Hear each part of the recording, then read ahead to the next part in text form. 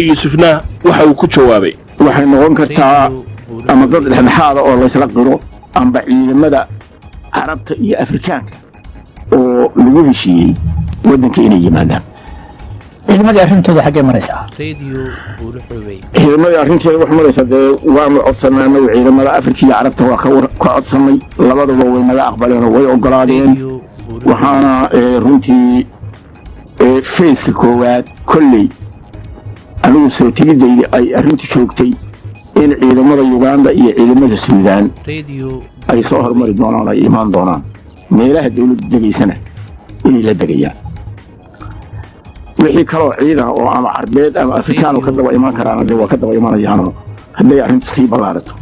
waayo waxa loo baahan yahay annagu ciidan soo u keenayna ciidan shamiya in dadka Soomaaliya la dagaalo waxaan u keenaynaa dawladdu intay ciidan abni ka dhisanayso siidiskeeda meelaha degayso abnigooda inay xaqiijiyaan ciidamadii oo dib loo dhisayo tababarkoodii iyo amuurahoodii inay nagala qayb galaan meelaha muhiimka oo state ku leeyahay sida aeroboorada iyo dekadaha iyo meelaha muhiimka ah si wadanka markiiba cashuurtii dawladda u qaado oo review loo helo inay gacanta ku qabtaan waa gartay hawl annagu aanu ka horgeynayno shacabka Soomaaliyeed la dagaala ama dadka ordtaga oo hubka ka dhiga ma jirto Soomaaliya iyada hubka iska dhigaysa waxaan jecelahay inay voluntarily inay iyadu iska dhigto marka madaxweyne waxa tiri kaalinta ciidankaasi ma noqon doonto inay dadka hubka ka dhigaan marka macnaheedu lama filayo inay weerari doonaan maleeshiyada ama magaalooyin ama ciidamadaas waxay ka amar qaadanayaan xukuumadda Soomaaliyeed xukuumadda Soomaaliyeedna shacabkeeda in la laayo iyada doonay abnigay sugayaan dawladda haddii la weeraro ciidamadu way isdaafacayaan laakiin dagaal kale oo intaa ka baxsan oo ay u xilsaaran yihiin waxa mugdi ku jira arrinta ku saabsan haddii xaaladdu ay kalifto oo emergency yimaado in dalalka dariska ay soo gali karaan marka emergency-gaas yaa ku dhawaaqaya muxuu yahay haddii ciidamada matal Uganda iyo Suudaan hadda tegaya la weeraro khatar la geliyo meesha kaliya laga soo gaari karaa waxa weeye waa dalalka dariska marka ciidamadaas si loo badbaadiyo intervention waa dhici karaa markaas ma waxa codsanaya ciidamadaas madaxdooda mise dawladda Soomaaliya dawladda Soomaaliya iyadoo oo la tashatay ciidamada laftigooda waayo ciidamada xaaladooda weyn ay ogtahay marka horeba ciidamada iyada ka amar qaadanayaan yaa codsanaysa tababarka la sheegay in la bixinayo madalaalka dariska wax ka bixinaya mise waxa bixinaya Suudaan iyo Uganda cid kastoo aan uga baahano ciidan hala tababaro cidna lidikumaha cidna xumaan uguma jirto meeshaan isleenahay waxba idin tababari karnaa oo noogu deeqda ama ciidan ku tababaray dadka idinku Soomaaliya gudaheeda haday noogu tababarayaan oo noo soo dirayaan nimankii trainerska iyo haday hadii ay dalalkooda geenayaanba waxay la tahay inay habboon tahay in la yeero madaxweyne madaxdii ugu sarreysay ciidamadii Soomaaliyeed ka mid tahay dadka idinku eedeeyo wadamada dariska ah diidan oo aad u diidan qaarkood waxay ku doodaan dalalkani dalal quwado waaweyn maahan sideedaba Afrikaanka dhammaan wuxuu isu tababarayay wuxuu iska ilaalinaya midba waa dalka la dariska ah marka dalkii iska ka ilaalinaya ama iska ilaalinaysay ciidan kuma tababarayo si wanaagsan kuma tababarayo arrinta maxaad uga jawaabay Yusuf anagu dadka fikradda qaba ka mid maahay waxaan uga mid ahayn taariikhda waa la socdaa geeska Afrikaanu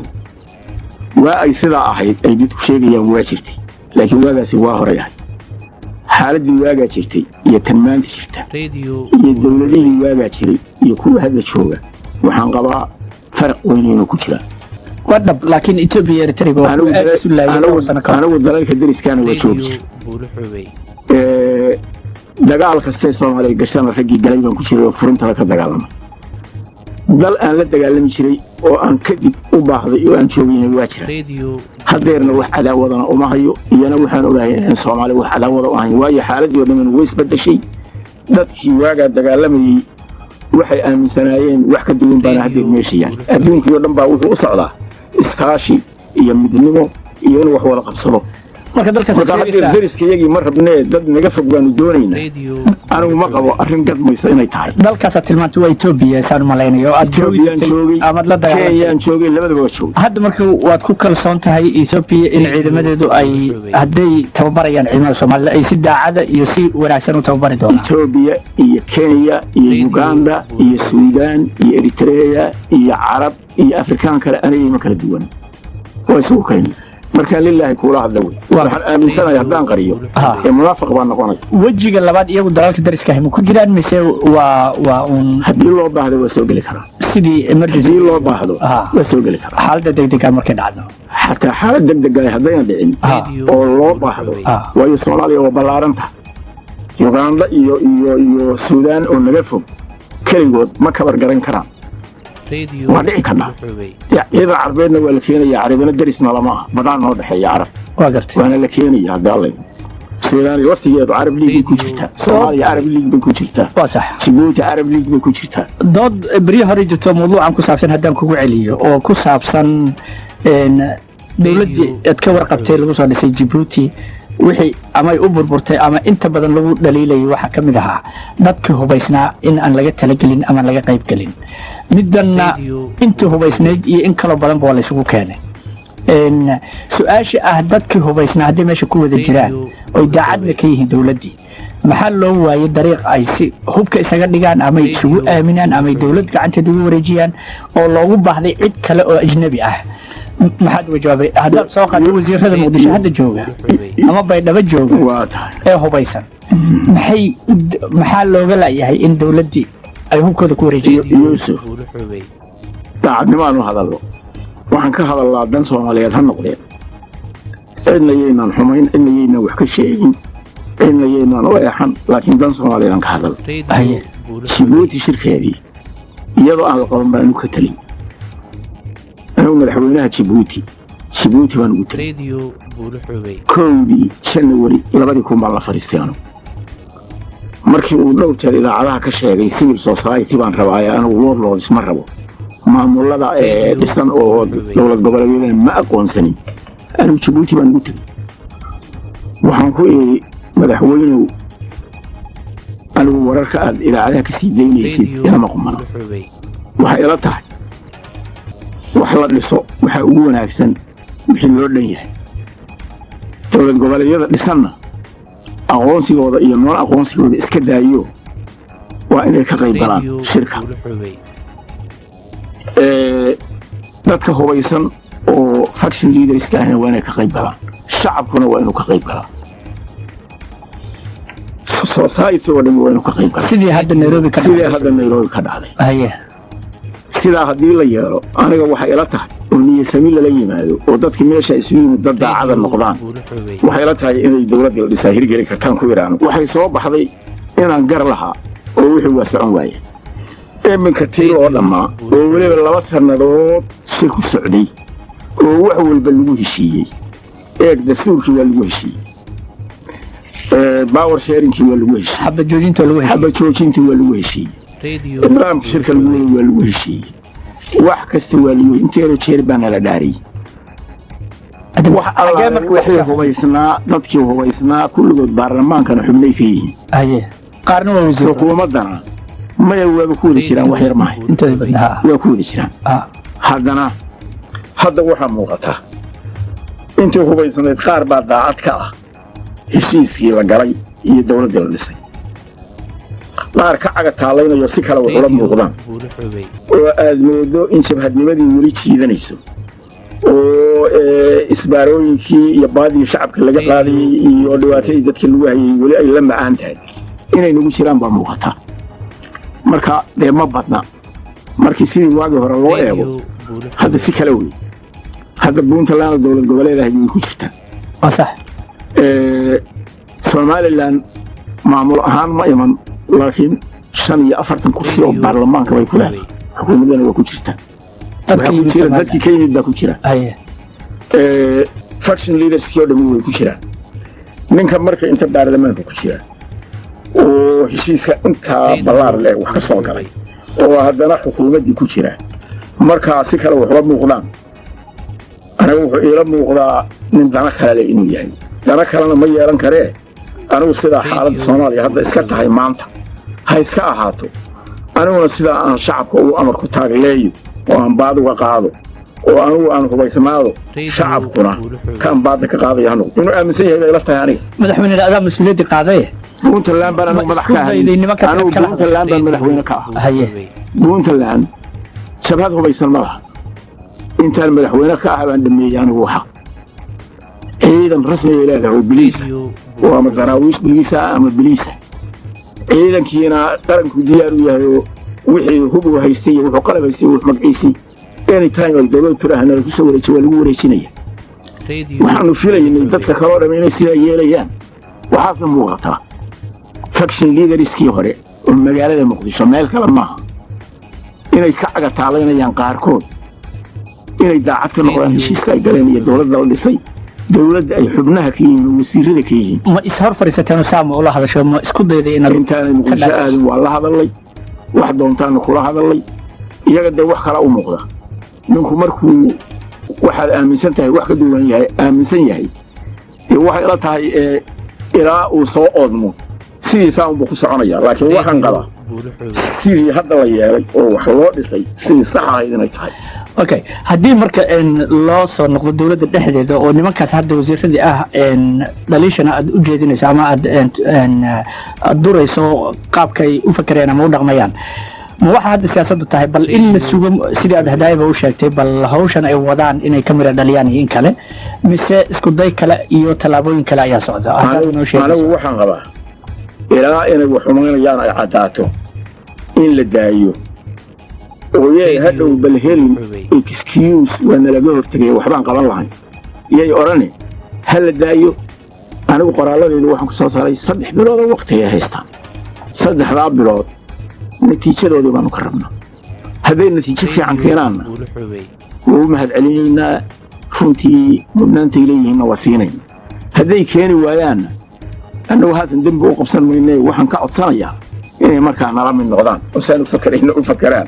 oo qarankii soomaaliyeed sidii loo badbaadin lahaa oo dib loogu dhisi lahaa oo ummadda loo heshiisiin lahaa oo hubka laysaga dhigi lahaa oo dhaqan celin milisiyooyinka iyo dadka hubaysan loogu samayn lahaa oo dalkii tafaraaruq baa dhacay oo waxbaa kala googo'ane si isqancin iyo wadahadala markaa lagu midayn lahaa oo laysugu keeni lahaa oo nidaamkan lagu heshiiyo federaalka sidii loo dhisi lahaa laysugu tegi lahaa dabeedna markaa dib u dhis ballaaran baa dalku u baahanyay dib loogu dhisi lahaa waqtigii 5 sano ahayd oo haddeer 8 bilood tagtana marka uu dhammaado inta dastuurka cusbaa la qoro oo referendum loo sameeyo shacabku markuu isku raaco xisbiyadii la furo doorasho caama oo xisbiyada ku tartamaan xukunka sidii loo dhigi lahaa برنامجka waxaan aynu anigu runtii aan aaminsanahay ma jiraan madaxweyne su'aalan badnay baa yahay mid waxa weeye gudoomiyaha baarlamaanka ayaa dood khilaaf weyn baa dhex maray sidaan u arkaynay markii aad ku talisay baarlamaanka inuu fariisiyo aad weydiisatay isaguna taariikh qabtay adiguna taariikh ka horeysa baarlamaanka isugu yeertay kadibna uu magaalada muqdisho tagay annagu ma garanayno intii ka dambeysay wixii idin dhex maray xiriirkiinu hadda sidee yahay iyo wada shaqayntiina yuusuf markaan ilaahay kula hadlo anigu waxaan u arkaa gudoomiyaha baarlamaanku inuu khaldan yahay isagu waxaa laga yaabaa inuu isu qabo inuu quman yahay annagu waxay ila tahay inaanu arko inuu khaldan yahay waana kuu sheegayaa siday sidaa ila tahay horta markii qaran dhisan yahay baarlamaanka hawshiisa waa la yaqaan waxay tahay waxaa weeye waa xeer dejin waa sharci dejin waa xataa kantarool dowladda waa ku yeelan karaa oo dowladda haddii siyaasaddeeda khaldanto ama waxa khaldamaan baarlamaanku inuu saxo waa loo baahan yahay laakiin hawshooda waxaa weeye waa xeer dejin xukuumaddana waa fulin hawsheeda garsoorkuna waxaa weeye shuruucdii dalka loo sameeyey applicationkiisii ama fulintiisii iyo dabaqaadiisii weeye gudoomiyaha baarlamaanka waxa isaga khaldan khaladkii ku jira wuxuu yahay hawsha xukuumadda iyo hawsha baarlamaanka ma kala yaqaan tan kale isagoo inta kale kugu eedeeyay madaxweynuhu xilkeygii buu qaatay iyo kiisi waxaa la rabaa sharcigii iyo nidaamkii waa laysula soo baxayaaye ninkani sharcina ma yaqaan aqoonna ma leh laakiin aniguna waxaa yaqaan baan ahay dastuurkii baan kuu soo saarayaa yuusuf haddee noo timaadi xeer hoosaadkii baarlamaankan ku soo saaraya wixii meesha laga waayay 60kii baa loo cuskanaya dastuurkii baa lagu soo saaraya dastuurkaas iyo nidaamka ayaa ninkii ku haldamay baa qaldan horta gudoomiyaha baarlamaan bakoorad iyo feeris ugu wada uu beenka sheego wuxuu yiri waxay isku raaceen cod bay dhiigteen saasay isku raaceen cod la dhiigtana ma jiro ka madaxweyne ahaan maadaama filinkii aan haysto anu meesha ma joogo laakiin filinkii waa adigu aan hubo inaad ka daawatay adoo London jooga wuxuu yiri cod baan qaaday wuxuu qaadanay ma jiraan runtii meel la isku dilayo baarlamaanka cod laga maqlo nidaamku wuxuu sheegayaa baarlamaanka haddii xiisadi kacdo waa in la xiraa oo maalin ay xasiloon jirto madaxweyne dib loo qabtaa muu yeelin haddaan u soo noqon markaan ku celiyay oo waa khalade ku celi baarlamaanka 2 wiil gudahood waa diiday 100 xildhibaan baa waxay u geeyeen mooshin waxay yiraahdeen waxaan rabnaa baarlamaanka inuu fariisisaa fikradahaas aan rabnaa inaan ka doodne waa diiday xukuumaddii baa geysatoo codsatay waxay tiri waxaan rabnaa in la qabto waa diiday waxaan isku dayay inaan qanciyo waxaan wareede intaasoo khalad baad gashay khaladkeena ku celcelinay baarlamaanku waa ka codsaday inaad shirisid waana xaq inaad u qabatid ma diidi kartid xukuumaddu hadday codsatay ma diidi kartid arrin emergency jirta waxaa fariisanaya Peace and Security Council of African Union oo ciidamo abruuf garaynaya Soomaaliya in la keeno saadambe gorbari shirki qabo oo ka gaarsii si aan shirkaas inta u qabsano marka abruuf ciidamo in la keeno ayaan u bixin waa diiday shirkii inuu qabto 7 bari kadib 8 casho kadib baan qabanayaa danta dalka uguma amar ku taaglaya marka si la doonaa lagama yeero waxa weeye Soomaaliya waxay u baahnayd baarlamaanka in la fariisiyo waxay u baahnayd amnigeedan wax laga qabto waxay u baahnayd baarlamaanka gudoomiyihiisu baarlamaanka aqlabiyadiisa inuu hoggaansamo madaxweyne ka soo dhex anaa gudoomiyaha saan rabaan yeelaya ay ku qoran tahay ma jirto waan gartay adigu horta haddii madaxweyne gudoomiyihii hadduu fadhiyo hadeer isaguna kolley su'aalo kale waxyaabo keenay laakiin waxaan rabaa inaan ku weydiiyo adigii baa madaxweynihii ah dadkan oo sida hadda adigu aragto ama dhib wada ama maaragtay aan wixii fahmin ama dana kale leh sidaad ku tilmaantay qaarkood wixii oo dhan adaa madaxweynena u ah dowladdiina ka wada tirsan yihiin dowladdii ama power sharing la yidhi ama qabaa'il ha lagu dhisan la yidhi sideed u aragtaa oo dadkii soomaalida hay ku dhegaysanayee quraca hoostiisa fadhiye iska masaakiinta ahaa aan ayagu dowlad ku jirin oon iyagu dastuur ama aqoonin ama aan shaqo ku lahayn sideed u aragtaa dowladda wax ka sugaya raggiinaas wax ka sugaya sugeyntiinaas maxaad u sheegaysaa sideed u aragtaa dariiqa loogu gudbay waxaan u arkayaa shacabka Soomaalida ah wax garad badan iyo aqoon-yahan badan baa ku jira shacabka Soomaalida shacab dhibtooday oo sanadkii 15 oo dagaal sukiye ku jiro buujooga nabad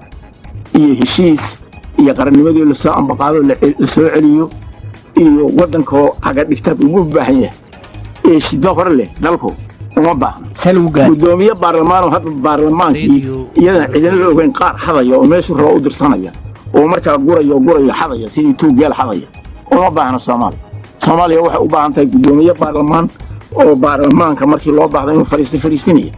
waxay u baahan tahay dad daacada oo daacad ka ah barnaamijka la doonayo Soomaaliya lagu nabadeeyo laakiin nin ku danaysanaya isagu dantu leeyahay aan garanayo waxay tahay oo isagu ku amar ku taaglanaya sharciga ku tumanaya shacabka Soomaaliyeed uma baahneen shacabka Soomaaliyeed waxaan ku leeyahay dadka noocaas ah oo lugooyadiina kaliya ka shaqaynaya aqoonsada ku yihiin marka la aqoonsataan iska celiya hayeelina dadka quman oo nidaamka doonaya oo nabadgelyadiina ka shaqaynaya oo mustaqbalkiina ka shaqaynaya iyo sharaftiina la shaqeeya baan anigu dadka ay ku wanaanaya runtii Somaliland oo aad soo hadal qaaday hadaaye in badan waxaa madaxdii ka talinaysay dalkaas gobolada isu taagay ay lahaayeen annagu dal ahaan loo daayo koonfurtuna waxay ha dhisato koonfur iyo waqooyi annagoo ah laba dal ah aan wada hadalno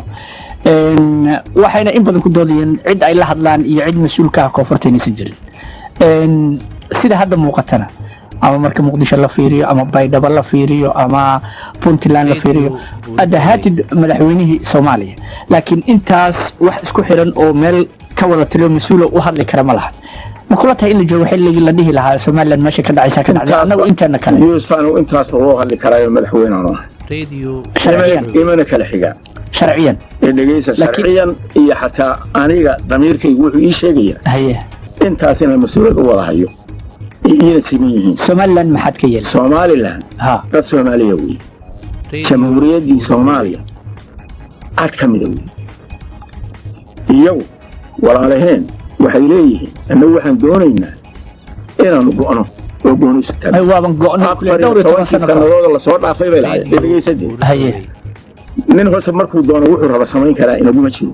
anigu haddaan idhaahdo puntland baan goosanaya ma kula tahay inay aniga ii bannaan tahay oo sharcigu ii ogolyahay ama nidaamku ii ogolyahay puntland baan ahay haddaan idhaahdo puntland baan goosanaya adiga yuusuf garaadi miiga yeelaysaa horta anigase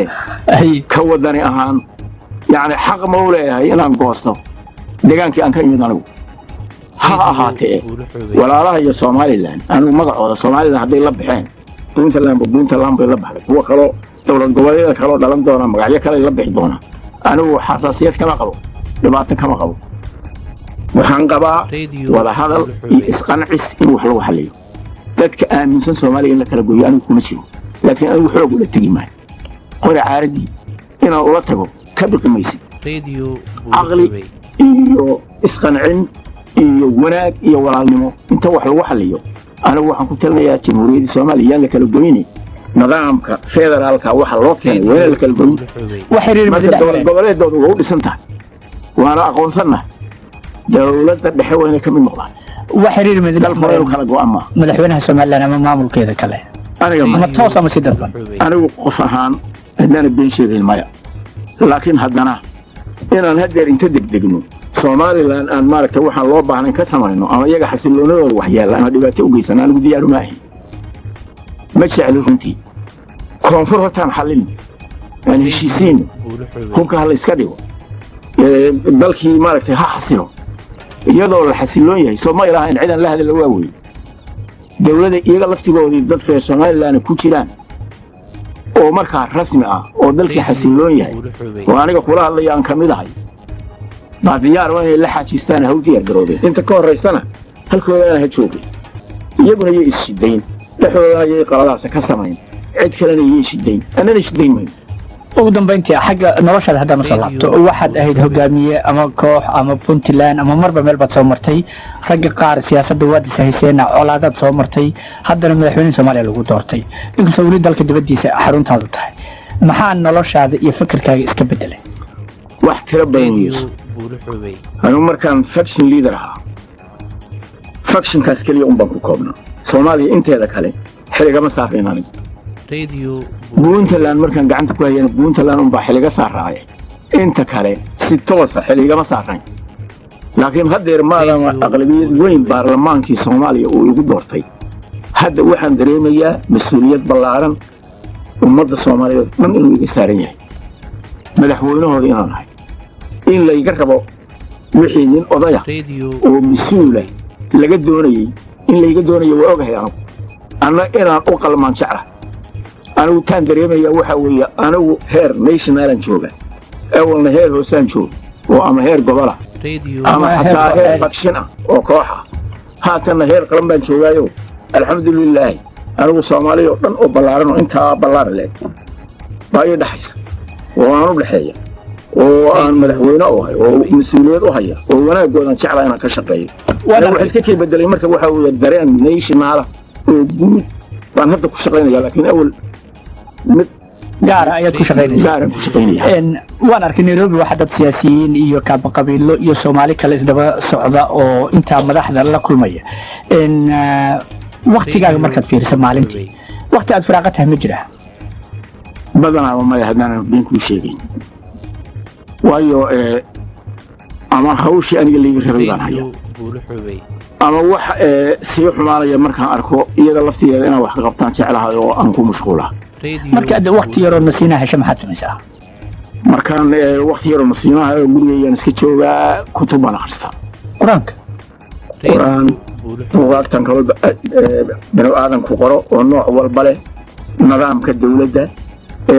dastuurkii aanu degsanay wixii soomaaliga taariikhdeeda ahaa magaciisa waxaasaan akhristaa muusig ma dhegaysataa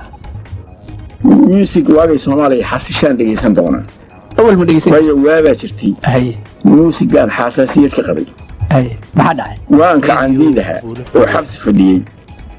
baa waxaana ku qaadi jiray heesas kacandiidka looga dan leeyahay waxba ka xasuus yaa waxba ka xasuus kii dhuumanayee dhabarku muuqdo waa dharaar lagu dhowrayaaye dadkaaga dhinac ka raac baa ka mid ahay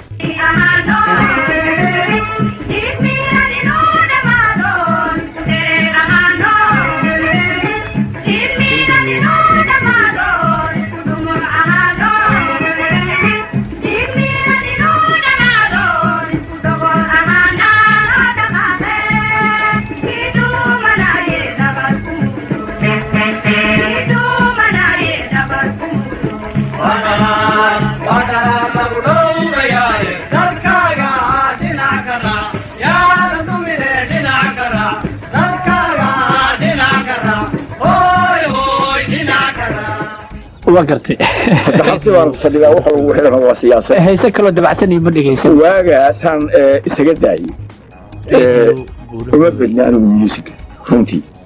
laakiin soomaaliya marka xasishadan chance helo